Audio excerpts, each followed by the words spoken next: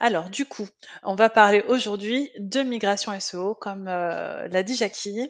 Donc merci, à tous ceux qui sont déjà là, voilà, pendant la pause, voilà, c'est bien, de revenir et d'être d'attaque pour l'après-midi. Alors je vais essayer de pas trop vous assommer. Ce qu'on va parler dans un premier temps, c'est, de moi. Non, très rapidement. Voilà, donc moi je fais du SEO technique comme, l'ont dit, Jackie et Michael tout à l'heure, et du coup depuis, pas mal de temps, purement de la technique, bah, depuis, 2017 parce que, ben, c'est juste après qu'on a lancé, le SEO Camp et cetera et que du coup, bah, je me suis intéressée plus à la technique, parce qu'en parallèle, j'avais lancé une émission de web radio qui parlait, du développement, du SEO et cetera.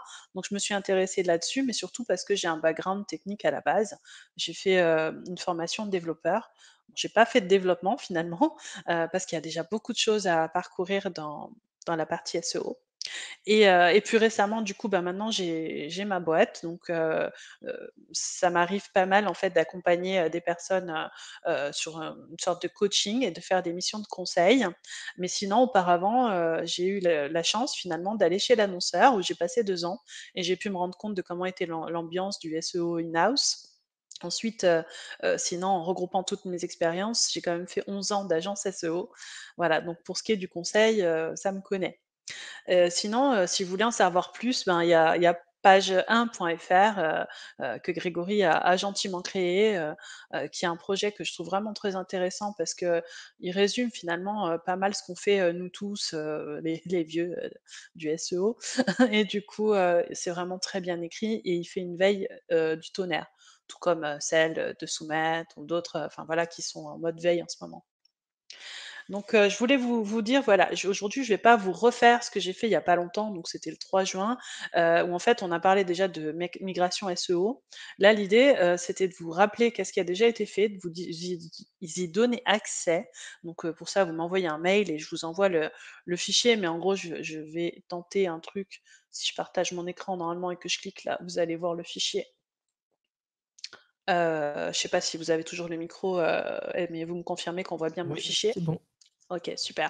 Donc voilà, la checklist que je vous propose, c'est celle-ci. Je vais pas la représenter, je l'ai fait dans une autre conf, mais vous avez le PDF dans mes slides.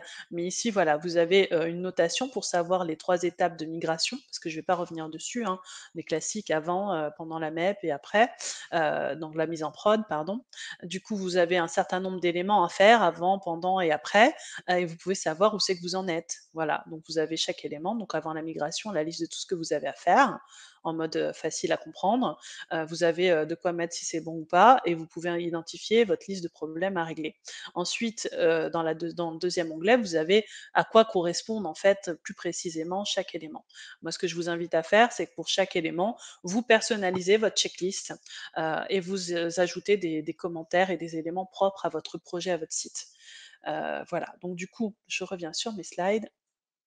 L'idée, c'est que en fait, vous ayez un document qui vous permette de travailler, sachant que aujourd'hui, je vais parler de migration, mais en fait, je ne vais pas détailler tous les différents types de migration qu'on peut avoir. La migration technique, changement de plateforme, la migration de domaine, bon, le changement HTTP, HTTPS, même si c'est toujours courant, c'est un peu moins fréquent, des migrations éditoriales, enfin voilà. Tout ça, c'est voilà, les URL potentiellement changent, c'est pas bien, et c'est de ça dont on va parler. Donc sur cette slide, vous avez le lien, raccourci du coup vers la présentation, du 3 juin sur, la migration SEO. Donc aujourd'hui, on va parler, d'une migration, comment on l'a réussi en 3 étapes. Mmh.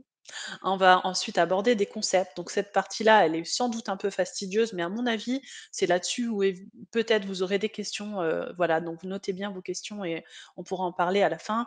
Mais en gros, il y a des concepts, à mon avis, qui sont pas mal parce qu'en fait, en posant ces concepts, on fait des indicateurs de suivi pour une migration et qu'on pourra intégrer en fait dans la conférence de Mehdi qui suit juste après, qui va lui vous présenter un dashboard et on peut, ce dashboard est assez simple parce que dès que c'est trop compliqué, qu'il y a trop de KPI, et cetera, ça devient vite compliqué à suivre. Mais moi, ce que je vous invite à faire, c'est de choisir ceux qui vous sont les plus importants parce que vous connaissez bien le site, enfin normalement en tout cas, que vous êtes en train d'accompagner et du coup, vous allez pouvoir suivre des points, qui sont un peu plus frileux, ou un peu plus touchy pour vous. Ensuite, on va parler, de quelques cas où on a des excuses de changement d'URL et qu'est-ce qu'on est censé anticiper. C'est pas exhaustif, mais ça devrait vous parler et vous donner des idées si vous êtes actuellement en train de faire des ou de préparer une migration et je vous donnerai quelques outils. Alors, pour réussir une migration, premièrement, ne changez pas les URL, d'accord? Deuxièmement, on touche pas aux URL. Je vais être méchante là, attention, hein. Et troisièmement, surtout vous modifiez pas vos URL, c'est compris? Bon allez, plus sérieusement, on va regarder les concepts de pourquoi je dis on change pas les URL. Donc, c'est quoi URL? Voilà. De quoi on parle quand on parle d'URL? Alors bon, outre le fait qu'il y en a qui l'écrivent en majuscule, minuscule, avec ou sans S, c'est pas le débat. Donc Uniform Resource Locator. Du coup, c'est une information qui permet de dire où est l'élément, de le localiser, de donner son adresse. Donc si je donne des exemples d'URL, bah, une adresse de site internet, c'est une URL. Example.com avec le protocole devant et page.htm, c'est, une URL et cetera. Je vous en ai mis d'autres exemples avec FTP, Mail2 et cetera. Mais une adresse postale, c'est aussi une URL. Ça permet de localiser quelque chose. Voilà. Dans la définition, c'est ça. Maintenant, on va regarder, comment sont conçues les URL. Pourquoi on fait ça? Vous savez tous comment fonctionnent les URL, hein, mais quand vous allez faire votre plan de redirection, vous allez avoir passé, des anciennes URL, plein de formes d'URL et vous anticipez pas, pardon, tout ce que ça peut générer comme problème lors d'une migration. En regardant, différents types de là, en posant vos yeux là-dessus, peut-être que ça va vous donner des idées sur qu'est-ce que vous avez potentiellement oublié. Voilà à quoi ça sert. Donc là, dans une URL, on a la partie protocole qui peut changer du coup, et la partie qu'on va globalement appeler le nom de domaine. On va détailler ça. Mais là, le nom de domaine, si je mets une IP à la place, par exemple celle que j'ai indiquée, j'arrive sur google.com. Donc c'est interchangeable, le nom de domaine et l'IP. Ensuite, dans la partie nom de domaine, en fait, plus en détail, on a le sous-domaine, le domaine de premier niveau, donc qui peut représenter la marque, des mots-clés, etc. Ou le domaine de second niveau, une extension. Peu importe, je ne vais pas rentrer dans le détail. Voilà comment se construit ça. Et la plupart du temps, quand on a un protocole HTTP, on a un port à la fin qui se rajoute avec un numéro après les deux points, à la fin, voilà, à suite du nom de domaine. Et ici, on a le port 80. Donc on peut avoir ce type d'URL aussi, vous pouvez avoir des IP qui traînent, enfin, c'est des choses qu'il faut que vous ayez en tête, parce que le web fonctionne comme ça. Donc là, le protocole, je vous ai mis un exemple avec HTTPS et on a ce que certains appellent le slug, du coup, à la fin. Donc ici, c'est la page contact, donc le slug, c'est contact. Voilà. Ensuite, on peut avoir, un fichier directement. Un fichier, c'est un nom de fichier avec une extension de fichier. Ensuite, vous avez le chemin, le pass en anglais, avec les répertoires et cetera, des répertoires de langue. Je ne vais pas rentrer dans la partie internationale, hein, pour pas, complexifier, tout ça, mais voilà, vous voyez l'idée.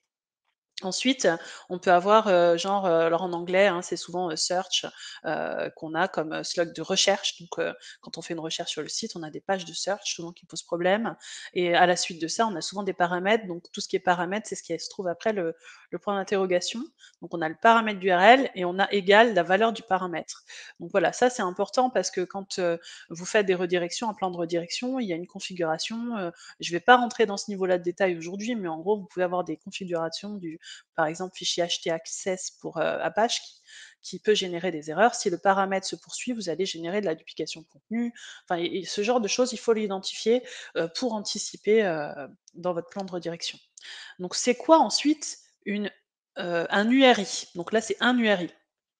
Et en anglais, donc Uniform Resource Identifier. Donc c'est l'élément, là, ce coup-ci, qui permet d'identifier une ressource. Tout à l'heure, c'était l'adresse, URL, où se trouve un élément. Là, j'essaie d'identifier une ressource. Donc par exemple, si on fait une analogie de c'est quoi identifier une ressource, bah, on peut dire que ça correspond à l'identité d'une personne. Donc si je prends, des grands, noms du web, ça devrait vous parler. Si je prends, des exemples d'URI, bah, Tim, Berners-Lee, c'est une URI un URI, pardon. Linus Torvald, pareil. Vous allez voir, on va prendre des exemples. Donc En fait, le problème, c'est que ça génère des confusions toujours entre l'URI et l'URL. Alors là, ça va pas changer votre vie, hein, dans le contexte, de la migration, mais c'est toujours pareil quand on parle d'URL, vous irez voir parce que je l'ai pas mis dans la presse, d'URL relative ou d'URL absolue, c'est pas la même chose quand on commence par le protocole HTTP ou quand on commence, dans son code source à faire des liens avec un slash. Il y a des impacts. Mais là, du coup, c'est bien aussi de connaître la différence, du coup, entre URI et URL. Donc on fait la confusion des 2. Comment ça se passe normalement? Toutes les URL, rappelez-vous, je parle de localisation, d'adresse, du coup, toutes les URL sont des URI. Il y a un schéma après, vous visualiserez mieux. Mais donc une adresse permet d'identifier une personne. En gros, c'est ça qu'on est en train de dire. Donc voici le schéma. Donc voilà, vous avez la partie URL en vert et vous avez, la partie URI donc en noir. Donc la ressource, c'est ce qu'il y a après le dièse là, dièse post. Là, je suis sur une page qui en fait, représente, la page de l'auteur, Torvald, par exemple. Voilà et la ressource, c'est, je dièse post. Donc on a bien la différence entre URL en haut, hein, en vert et URI en bas. Donc en fait, toutes les URI ne sont pas forcément des URL. Le nom Tim Berners-Lee ne donne aucune information sur la localisation en fait. Donc on peut avoir des ressources sur un site web où on sait que c'est une ressource, elle est nommée, et l'adresse, c'est le moyen d'y accéder, c'est deux choses différentes. Donc vous utilisez URI pour faire référence à une ressource par juste son nom, et vous utilisez l'URL pour donner le nom d'une ressource et comment on y accède en fait. Alors, je vous dis ça parce qu'en fait, à la base, quand même, on a le W3C, hein, le consortium qui fait tous les standards du web, mais voilà, les URI qui sont cool, elles changent pas. Voilà ce qu'ils disent. Ça, c'est un screenshot qui vraiment qu'on peut trouver sur le site. Donc, c'est pas juste le SEO qui dit. Enfin, en fait, la base de cette presse, je l'espère en tout cas. Peut-être que vous pourrez reprendre des slides ou quoi pour vos présentations et essayer de trouver des arguments qui sont pas le SEO il a dit, le SEO il est là pour m'embêter. Non, il n'y a pas que nous, il y a d'autres personnes qui travaillent dans le web avec nous et ces acteurs-là, il faut les embarquer avec nous en disant ben c'est pas moi qui le dis, hein, c'est les standards du web. Donc en théorie, on n'a pas besoin de changer les URL. C'est presque un peu de la mauvaise foi, ma slide, mais voilà, en théorie, non. Pourquoi? Parce qu'on est propriétaire de notre espace où on met tous nos fichiers pour le nom de domaine. Donc on possède en fait tous les URI qu'il contient. Toutes les ressources, voilà, on les a. Donc on a le contrôle dessus. Même si le chemin pour y accéder, l'URL change, l'URI, on le maîtrise. D'accord? La seule façon qu'on pourrait ne plus le maîtriser, c'est si bah, je fais faillite, je peux plus payer le serveur et voilà, j'ai plus les. Mais sinon, je maîtrise. Donc pourquoi on a tant de liens qui sont KO dans le monde entier? Bah, la plupart du temps, c'est un manque de prévoyance en fait. Oups, bah, j'ai changé les URL. Donc qu'est-ce qu'on entend, quand on est SEO, ou in-house, consultant ou même soi-même des fois, hein. Alors l'excuse qu'on peut avoir, c'est, ben, on vient de réorganiser notre site web puisque, bah, fallait le rendre meilleur et on arrive tout penaud auprès du SEO en train de lui dire: «Bah, finalement, j'ai changé les URL chef». Donc bah, la bonne pratique, c'est quand même de choisir ces URL, dès le départ en amont en se projetant le plus loin possible pour qu'elles soient pérennes. Notre excuse, c'est, ben, on avait tellement d'éléments que maintenant ça devient vraiment impossible de maintenir tout ce qui est périmé, parce qu'il y a des éléments qui sont confidentiels, en plus ils sont en ligne, oh là là, catastrophe, bah, c'est plus valide, c'est vieux. Voilà. Bon, bah, on dégage tout. Voilà, on fait sauter les URL. Ah super, merci et Google qui les connaît, on en fait quoi? Bon. Du coup, avant de publier un document, on s'assure qu'il pourra rester longtemps en ligne. On peut aussi indiquer une date de création et d'expiration. Donc là, il y a des cas particuliers, ça dépend du type de ressources et tout, vous gérez. Mais en gros, arrangez-vous pour que ce soit bien rangé au bon endroit et qu'il y ait une légitimité à ce que ça reste en ligne, même quand vous serez plus là pour le gérer, quoi. Il y a aussi le cas de, bah, en fait, on a découvert qu'on devait déplacer les fichiers. Oups, je me suis trompé, chef. Donc, bah, comment on fait dans ces cas-là? Ben, il faut bien communiquer en interne, donc ça, c'est des problématiques, des SEO, qui sont, bon, en agence aussi, mais surtout in-house. Vous faites des ateliers ou des lunch, and learn où vous expliquez, vous vulgarisez qu'en fait, il y a des choses qu'on peut faire au niveau des URL qui sont importantes. Donc il faut pas les changer, vous avez les éléments dans cette presse, mais par exemple avec Apache, donc tout ce qui est, sous techno Apache, on peut changer la relation qu'il y a entre une URI Donc tout à l'heure, je parlais de l'URI, c'est le nom, hein, c'est Linus Torvald et l'endroit où se trouve le fichier de cette page auteur, le chemin. Voilà, donc je peux changer le chemin, mais ma ressource, elle peut se trouver toujours au même endroit, sur le serveur. J'espère que c'est clair parce que c'est pas forcément évident pour tout le monde, hein. Donc, imaginez, j'ai des scripts qui tournent, des scripts CGI, peu importe quel type de script, j'ai un répertoire slash CGI. Puis d'un coup, parce que ça évolue, etc., maintenant, bah, j'ai un programme binaire, donc j'ai tout rangé dans slash CGI bin. Voilà, j'ai tout changé, quoi. Donc, bah, c'est plus CGI, c'est CGI bin. Donc, anticiper pour que le système de script il soit pas visible, en fait. Comme ça, vous changez pas vos URI et vous changez pas l'URL au final. Une autre excuse, c'est ben je voudrais bien, mais modifier voilà la base parce que c'est mon environnement et donc j'ai accès aux URI et je peux mettre à jour l'élément sans en créer un autre, mais j'ai pas les droits. Alors pensez à ces droits d'utilisateur et dites-vous que bah, peut-être que si cette personne elle est plus là un jour, il faudra bien que ces éléments-là soient gérés. Donc anticiper, toujours pareil. Donc si on récapitule les bonnes pratiques, il faut bien choisir ses URL pour qu'elles soient pérennes. Avant de publier un document, on vérifie s'il pourra rester longtemps en ligne, s'il a bien une date de création. Si on peut, idéalement, c'est connaître sa date d'expiration. Comme ça, après, quand vous faites une repasse, c'est facile de trier et de dire, ben voilà, ici, j'ai tous les... Dans votre gestionnaire de données, enfin des éléments et des ressources, vous pouvez dire, ben là, j'ai tous les éléments qui sont expirés. Est-ce que je vais les garder ou pas? Qu'est-ce que j'en fais, quoi? Vous pouvez vulgariser sur la possibilité de changer, les liens entre une URI et l'endroit où se trouve le fichier et vous pouvez anticiper aussi que votre système, voilà, ne change pas, les URI. Je parlais, tout à l'heure du coup de du slash, CGI par exemple. Et prévoir une stratégie de droit qui vous permette en fait de gérer tout le temps les fichiers même si, la personne n'est plus là. J'ai pas parlé, des conflits de un tel a changé mes URL et l'autre non, enfin tout ça c'est un autre débat, peu importe. Maintenant ce qu'il nous faut pour faire des URL finalement, persistantes, c'est comme ça qu'on appelle ça et des URI, du coup, bien construits, il y a quelques conseils.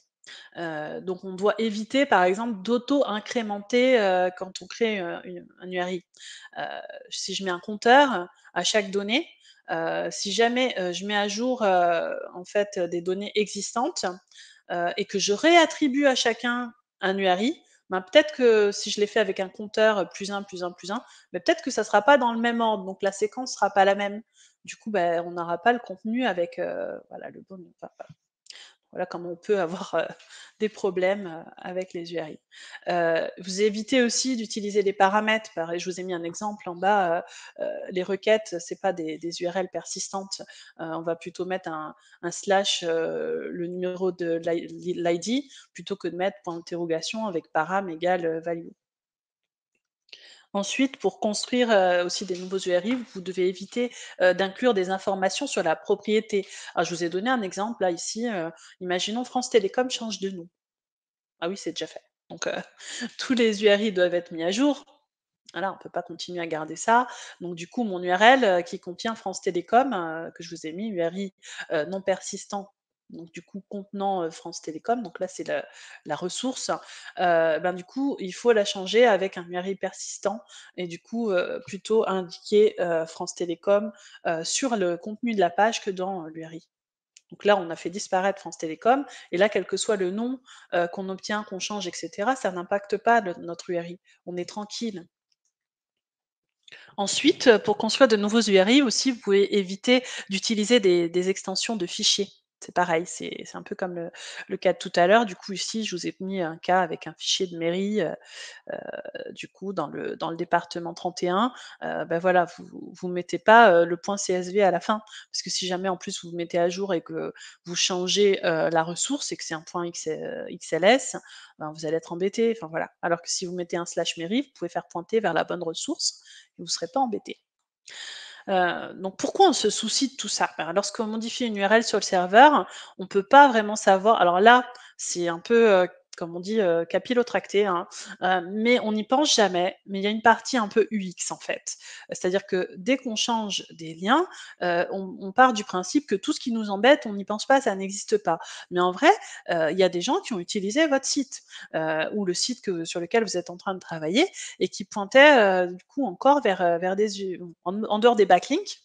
Donc on a des liens vers des pages web, les backlinks, on a des liens dans nos favoris, on a des liens dans le bloc-notes, mais que ce soit papier ou ailleurs, hein. Et du coup, quand on veut retrouver, une ressource, ben, voilà, il y a plus rien qui marche. Quand on y accède et quand on comptait bien y accéder pour l'utiliser, ça fait quand même un coup, au niveau, confiance et réputation, c'est pas terrible. Mais l'utilisateur, il a pas atteint son objectif, donc d'un point de vue pratique, c'est pas terrible et il est frustré. Ensuite, du coup, ce qu'on doit retenir pour faire, un URI SEO friendly, on va dire, c'est simplicité. On fait court, URI court. Bon, c'est un parti pris, mais voilà, d'où ça vient ce parti pris. Quand vous dites, «Je veux, une URL qui soit pas trop longue, courte», ben voilà, ça vient, des bases, du web, hein. Donc, pourquoi? Bah, parce que, par exemple, mes URI courts, ils vont pas se casser facilement, lorsque je fais des envois dans des emails. Ils sont plus faciles à retenir. Ensuite, au niveau stabilité, je crois que Mathieu, pendant sa conf technique ce matin, en a parlé aussi. Voilà, une URI, un URI pardon, c'est pour la vie. Donc, on ne va pas inclure, dans les URI, par exemple, la techno.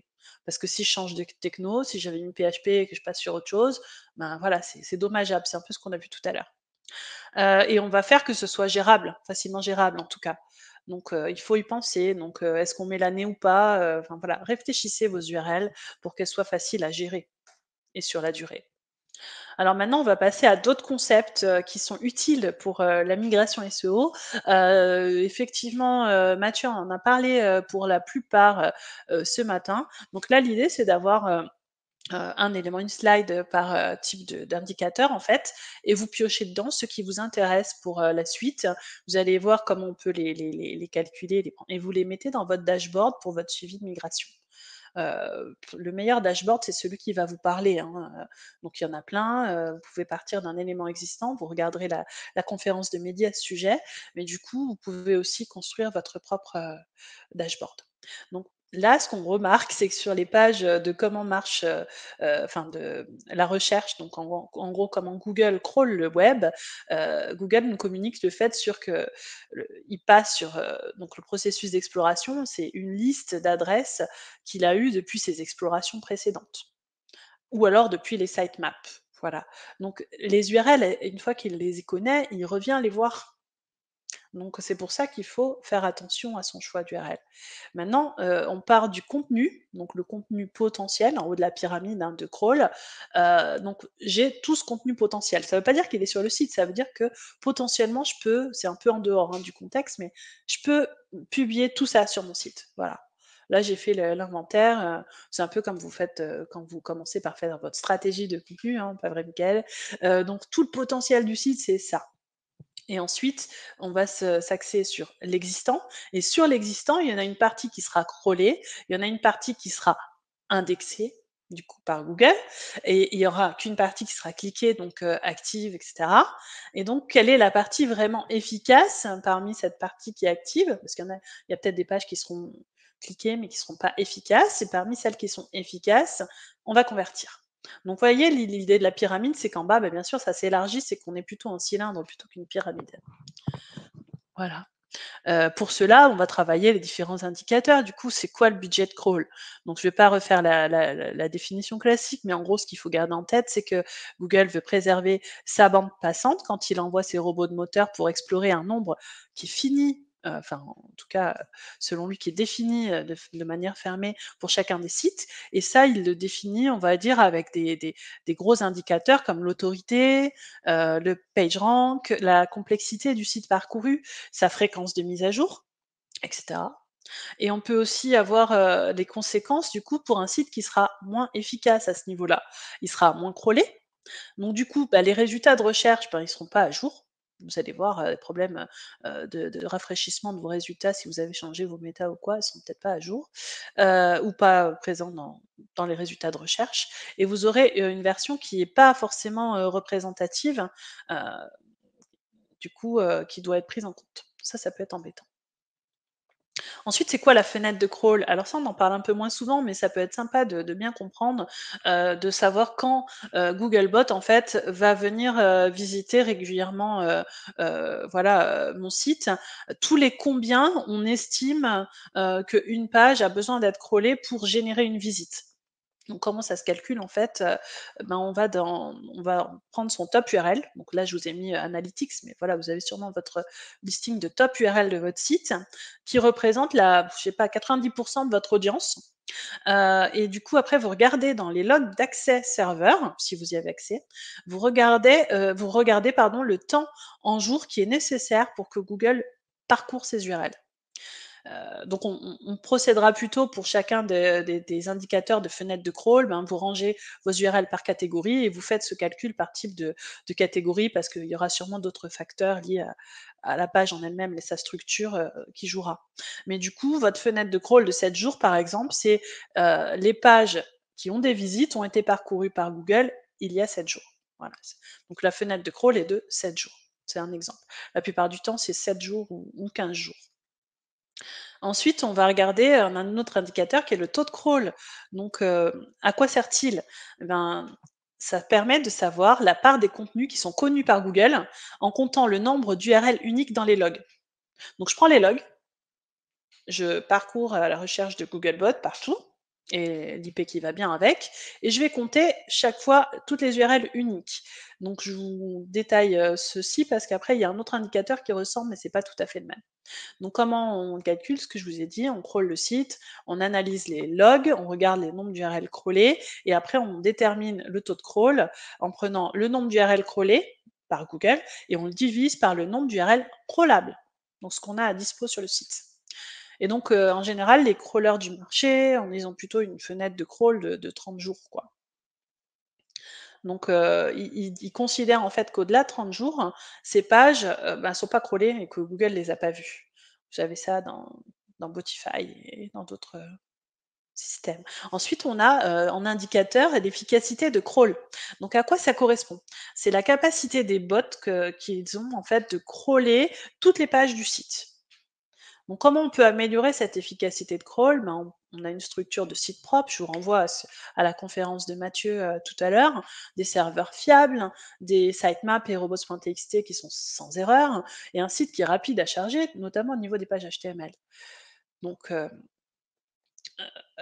par exemple, vous pouvez le faire pour des contenus clés, les pages produits ou la navigation principale, ça c'est vraiment important d'avoir une efficacité de crawl à ce niveau-là.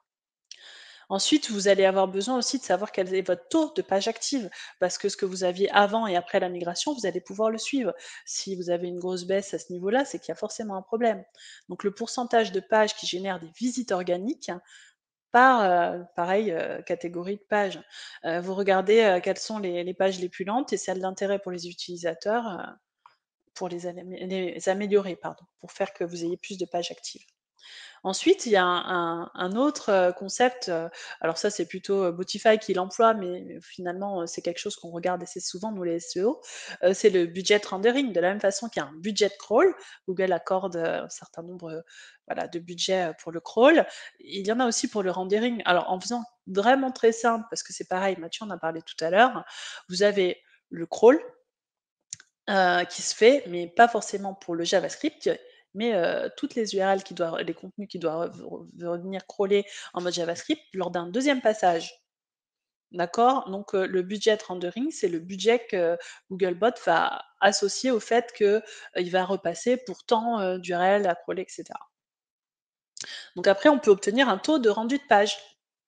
Voilà, comme, le taux de crawl, mais en fait, on va, au lieu de faire co dans ce qu'on faisait dans le taux de crawl, regarder dans les logs et regarder les URL uniques, là, on va regarder les référents uniques. Parce que comme il y a un deuxième passage, Googlebot passe plusieurs fois, enfin voilà.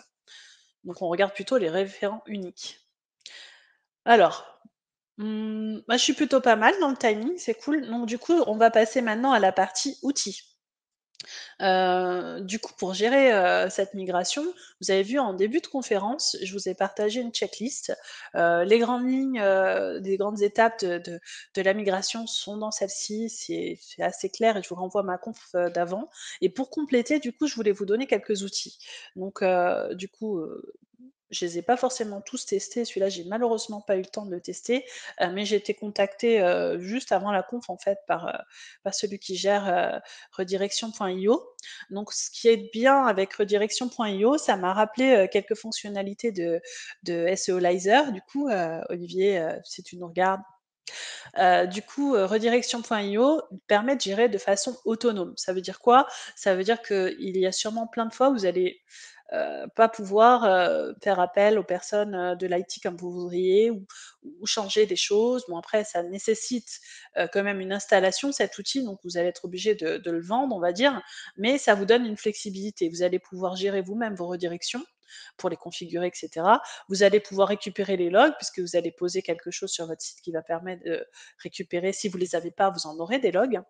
Vous allez avoir l'évolution du trafic, le suivi des erreurs HTTP comme pas mal de crawlers et vous allez pouvoir tester des nouvelles règles avec du trafic, réel et simuler, en fait vos redirections avant, avant la mise en prod et corriger, éventuellement des balises méta. Donc à tester, un outil qui me paraît prometteur, il a plein d'autres fonctionnalités que juste, la gestion des redirections et à mon avis, c'est à tester.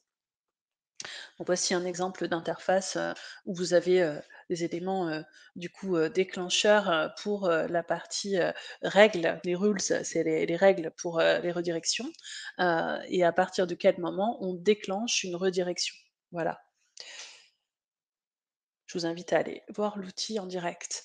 Ensuite, il y a l'outil, Swan.tool, donc tools pardon. Vous avez dû voir, que cet outil, donc qui a été créé, par, Patrick, Valibus, pour gérer une migration de A à Z, a été, partagé, récemment sur différentes, interventions. Mais sur la home page donc de Swan.tools, vous avez une vidéo de 10 minutes qui explique vraiment très bien, comment, voilà, prendre en main l'outil, mais aussi qu'est-ce qu'il vous apporte. Et moi, ce que je voulais juste vous dire, c'est à quoi sert cet outil et pourquoi c'est top si vous avez vraiment pas forcément le temps de gérer, mais que vous voulez être sûr que vos redirections, elles seront bien gérées. Le nerf de la guerre, ça va être les plans de redirection parce que c'est un peu une tannée à faire. Donc, c'est en fait un assistant pour la migration, qui va vous permettre d'établir ce plan de redirection sans que vous oubliez les anciennes URL. Et ces anciennes URL, potentiellement, comme on l'a vu, une URL est connue pour la vie, donc elle sera connue sûrement par les moteurs. Donc, comment procède Swan pour ne pas avoir de loupé? En fait, vous arrivez sur l'outil, bon, vous avez besoin de crédit et cetera, par rapport à un lot d'URL. Là, je vous laisse regarder et prendre le plan qui va bien selon votre site. Mais du coup, vous allez scraper le domaine d'origine et aussi finalement le domaine, qui va si on vous changez de domaine ou en tout cas, voilà, les éléments de la migration, vous allez tout scraper. Donc, imaginons qu'on migre d'un site A vers un site B, vous allez scraper le site A et scraper le site B pour, l'intégralité du projet Swan. Mais là, dans un premier temps, vous scrapez le site d'origine et ensuite vous avez toutes les URL que vous avez scrapées. Il va sans doute vous manquer, des URL, celles qui ne sont pas dans la structure et cetera. Donc vous pouvez en importer manuellement, donc ça c'est assez facile. Et ce qui est vraiment top, qui nous fait gagner du temps, hein, pour le coup, c'est que vous allez pouvoir, cocher, ben, je vais en importer depuis Ahref et il va les importer, il va prendre toutes celles qui manquent, que vous n'avez pas déjà, donc dans votre, crawl initial. Il va prendre celles de Majestic, il va prendre celles de Google Analytics, Google Search Console et vous avez même SEMrush. Voilà. Donc une fois que vous avez tout ça, vous avez quand même l'essentiel et même s'il en manque, et puis compléter avec les logs et cetera, vous avez l'import manuel. Enfin voilà, vous pouvez vous débrouiller avec ça de façon assez rapide, heu et du coup, vous pouvez faire après le matching des URL, je dirais quasiment plus rapidement qu'avec Excel. Quand vous avez votre liste, d'anciennes URL et que vous faites votre plan de redirection vers les nouvelles, c'est assez une tannée en fait et là, vous pouvez faire une correspondance d'URL, avec un calcul de proximité sémantique qui est plutôt pas mal. Enfin, moi, je trouve ça, canon, mais c'est mon avis personnel. Alors pareil, hein, on l'a dit X fois, enfin, avec le temps, vous devriez avoir l'habitude, mais quand je partage un outil, c'est que j'aime m'en servir. J'ai pas, spécifiquement, d'intérêt personnel à le partager. Vous testez, ça vous plaît, ça vous plaît pas, vous faites autrement mais en attendant, moi, cette partie-là, proximité sémantique, je trouve ça vraiment patate. Je crois que j'ai des screens après, donc je vais vous montrer. Et on peut configurer en fait cette correspondance d'URL pour par exemple, si, sur mon ancien site, j'ai des blocs, que je veux pas qu'ils soient pris en compte ou même sur le nouveau site, voilà, j'ai des blocs où ils sont pas identiques, des blocs de contenu qui sont identiques sur plusieurs URL. J'ai peut-être, pas envie que quand, Swan va passer sur chaque page et va déterminer cette page parle de tel sujet, ça soit pris en compte. Du coup, je peux l'extraire. Alors je suis pas rentrée dans le détail, mais en gros, c'est du XPath, hein. Vous déterminez voilà le espace du bloc et vous l'enlevez de l'analyse pour la proximité sémantique. Et du coup, Swan va être capable de dire, bah ça, sur le nouveau site, j'ai trouvé tant d'URL qui correspondent à celles que tu veux rediriger. Et la proximité sémantique, elle est plus proche si elle est proche de 100% et moins proche, enfin vous avez compris. Donc ça, c'est vraiment super pratique. Et du coup, une fois Swan a fait ça, il vous permet de générer un htaccess. Donc là, c'est le truc par défaut, mais après, c'est adapté à chaque configuration de serveur sur lequel vous êtes. Et vous pouvez tester directement ce htaccess sur la pré-prod. Donc ça vous permet quand même une certaine autonomie et ça devient compliqué d'oublier les URL en respectant de façon carrée ce process-là. Et puis ce qui est sympa aussi, c'est qu'au fur et à mesure de vos étapes, vous avez un reporting graphique. On va voir ça, je vais vous montrer après, j'ai des screenshots. Du coup, les erreurs, type lors des migrations, ben, c'est qu'on n'a pas fait de redirection. Ça m'est arrivé encore récemment, c'est franchement très désagréable, parce que des fois on arrive bien tard et du coup pour rattraper tout ça, c'est pénible. Ou alors vous avez carrément des redirections qui sont mal faites parce que justement, les personnes maîtrisent pas ce que sont les URL. C'est pour ça que je vous ai remis, les concepts en début de conf. Il faut leur expliquer: «Ben oui, on change, ben oui, quand tu mets un compteur, 0, 1, 2 et cetera, ben potentiellement si la personne s'est trompée, qu'elle recrée une page, il va avoir un duplicate, bah oui, non, la redirection de base qui redirige tout vers la page d'accueil, c'est pas top, peut-être qu'on a une page équivalente, ah ben c'est compliqué pour toi, bah, peut-être que, il y a le système à revoir de comment on crée les URL, tout le cycle de vie, de gestion, du site qu'il faut, améliorer, voire, tout simplement poser un process, quoi. Après il y a toutes les URL qu'on a oubliées. Bah, ça arrive, hein: «Oups, j'ai changé les URL, chef, j'ai pas vu».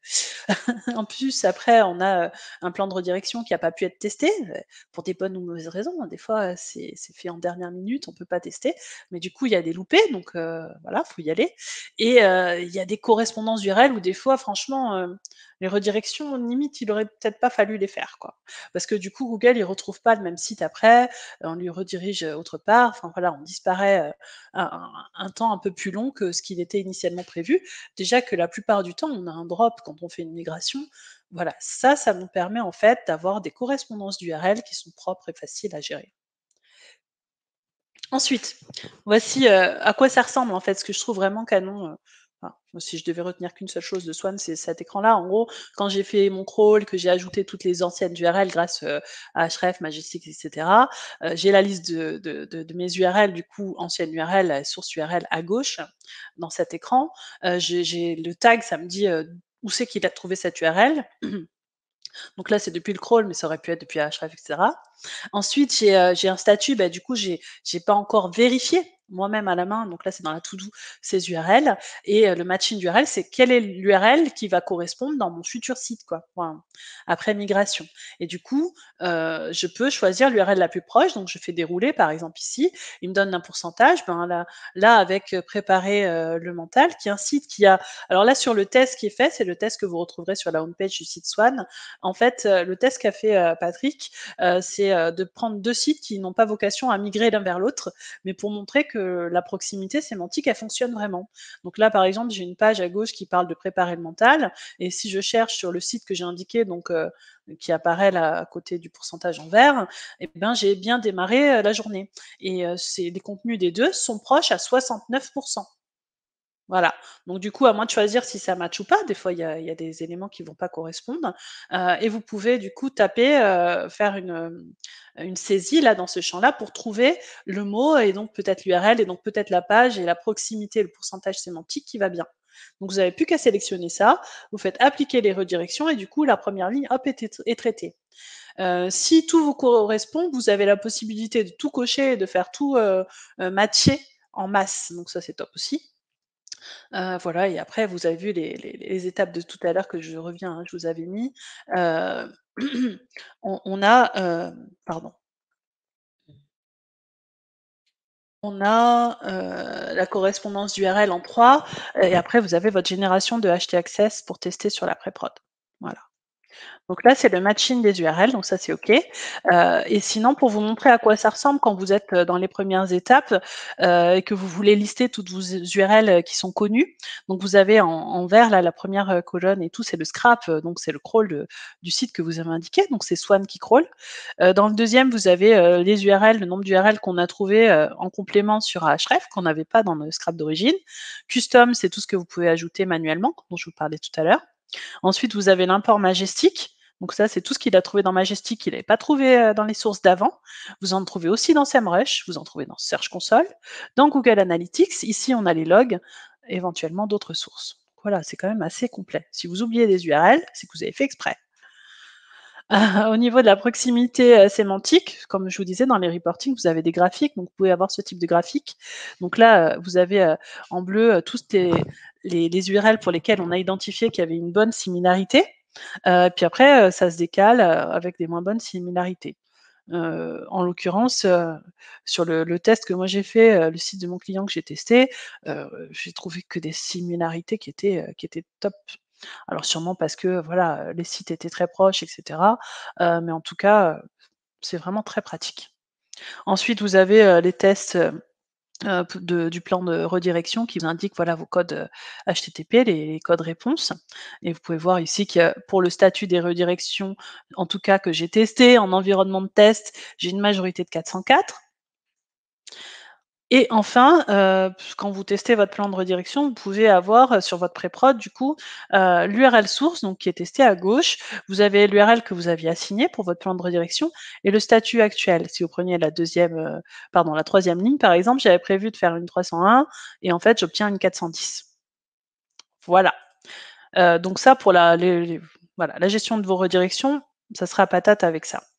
Ensuite, je voulais du coup faire un petit bonjour, Stéphane avec son outil Indexit du coup qui est vraiment top, que j'ai testé, rapidement hier soir du coup, pour mon projet.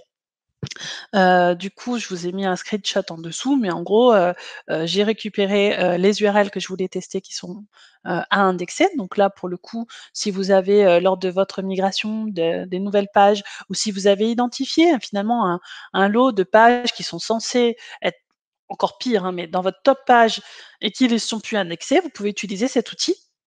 Pardon. Donc là, vous faites ajouter un projet. Il vous faut des crédits hein, si vous créez beaucoup d'URL, comme tout ce genre d'outils. Sinon, de base, vous pouvez tester. Et du coup, moi, j'ai ajouté, donc c'est dans le nombre de liens, là, le deuxième élément du tableau, j'ai ajouté 7 liens. Et du coup, ça m'a dit si c'était, quel est le pourcentage sur ces 7 liens qui est indexé, non indexé, en attente. Donc là, quand j'ai fait, voilà, c'était en attente et voilà. Et donc vous pouvez utiliser cet outil pour vérifier que vos URL sont bien indexées. Je crois que c'était, le nerf de la guerre d'ailleurs, chez Michael, il y a pas si longtemps. Je crois que tu bossais là-dessus. Et moi, pour, le tour des outils, là, j'ai fait le tour. J'ai été un peu plus vite pour être sûre de pouvoir tout couvrir, mais voilà, je suis à peu près dans les temps. J'ai fait le tour des outils. Super, merci beaucoup. Merci Audrey. Est-ce qu'on a des questions? On en a quelques-unes, je crois. Quelques-unes, mais n'hésitez pas justement à poser des questions. Donc en fait, pendant que tu parlais des outils, on a partagé les URL, hein, notamment Ah SwanTool cool, et EasyIndexed. Donc on les a mis. Voilà. top. Donc là, tu as le Top, chat en top. haut à droite si tu veux. Du Pour coup, dire merci, tout ça. je peux sortir de mon écran parce que vous allez Ouais, voir toujours vas-y, mon vas-y. écran. Voilà, tu vois. C'est bon, je l'ai Voilà, enlevé. Écoute, super. a priori, on n'a pas vraiment de questions. Les C'était retours, très c'est que clair, c'était très clair. les retours, c'est que c'était très clair. Donc, voilà, il y a moins de questions, forcément. Euh, Ben écoutez, tant mieux, hein, mais du coup voilà. En fait, la prochaine étape, et ça je l'ai pas mis parce que j'avais peur de pas pouvoir en parler, c'est qu'en fait, ce qu'il vous faut après, c'est encore auditer votre site.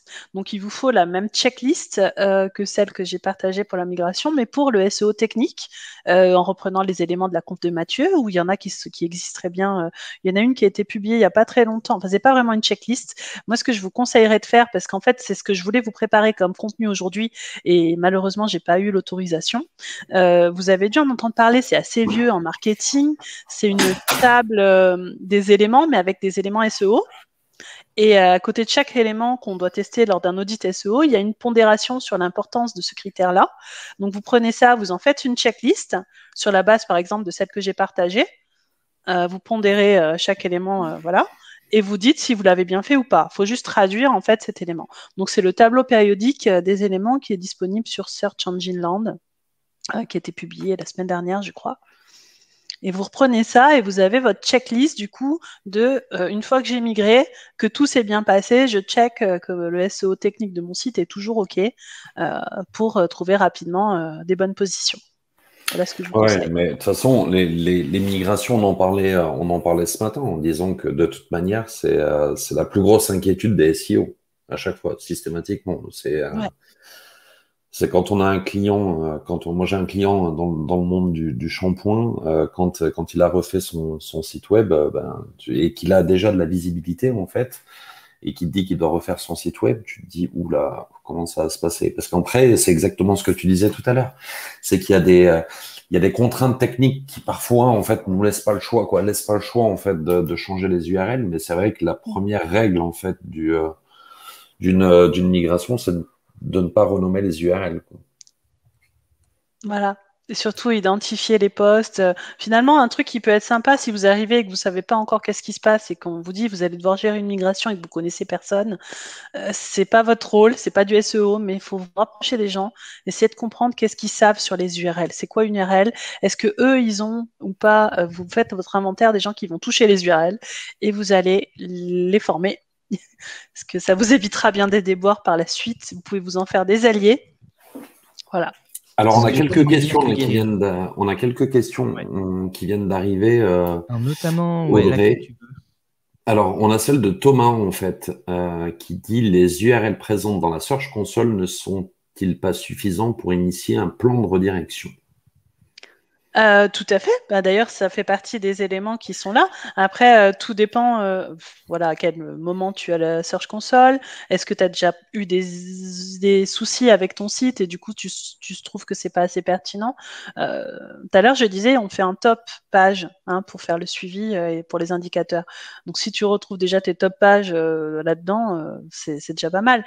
Et là, l'idée, c'est vraiment d'aller effectivement, et tu l'auras aussi dans Search Console, d'aller voir quelles sont éventuellement les erreurs actuelles et si ça représente un gros ratio de tout ton site, ces pages d'erreurs, bien regarder ce qu'elles vont devenir par la suite, que ça génère pas un trop gros pourcentage d'erreurs par rapport à la base de ton site qui sera crawlé.